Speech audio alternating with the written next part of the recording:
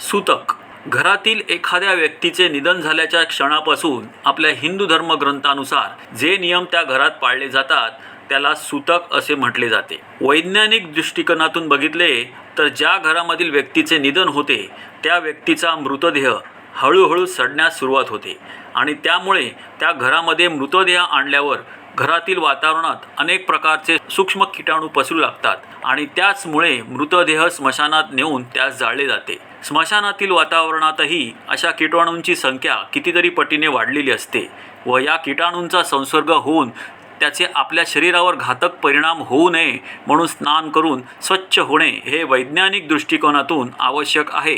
परंतु धर्मग्रंथानुसार सूतकातील जे नियम सांगितले आहेत या सर्व नियमांना कोणताही वैज्ञानिक आधार नाही, कारण हे सर्व नियम देव व मृत व्यक्तीच्या आत्म्याशी संबंधित आहेत की या नियमांच्या मागे देवाचे उदात्तीकरण व मृत व्यक्तीच्या आत्म्याची भीती लोकांमध्ये निर्माण व्हावी आणि त्या अनुषंगाने आपल्याला उदरनिर्वाहाचे स्रोत निर्माण व्हावे हाच उद्देश दिसून येतो.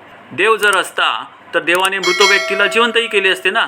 तसेच जर का गरुड पुराणातील नियम पाळून मृत आत्म्याची शांती केली जाऊ शकते तर असे कितीतरी लोकांचे बेवारस मृतदेह जे कोणताही विधी न करता स्मशानात जाळले जातात, मग त्यांचे आत्मे कुठे फिरत असतात हा एक प्रश्न आहे की नाही. आणि माणसाचा आत्मा जर अस्तित्वात असता तर देशासाठी आपले बलिदान देणाऱ्या सैनिकांचे कितीतरी आत्मे देशाच्या सीमेवर आपल्या देशासाठी मृत्यूनंतरही लढले असते ना.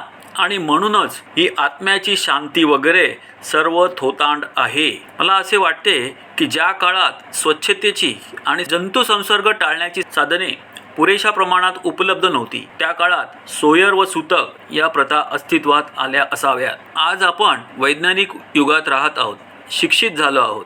आपण हे जाणतो की या सृष्टीचे अस्तित्व हे केवळ भौतिकशास्त्राच्या नियमांमुळे आहे.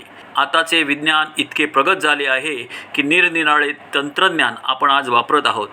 आपण आज मोबाईल वापरत असताना वायफाय हे तंत्रज्ञान वापरतो.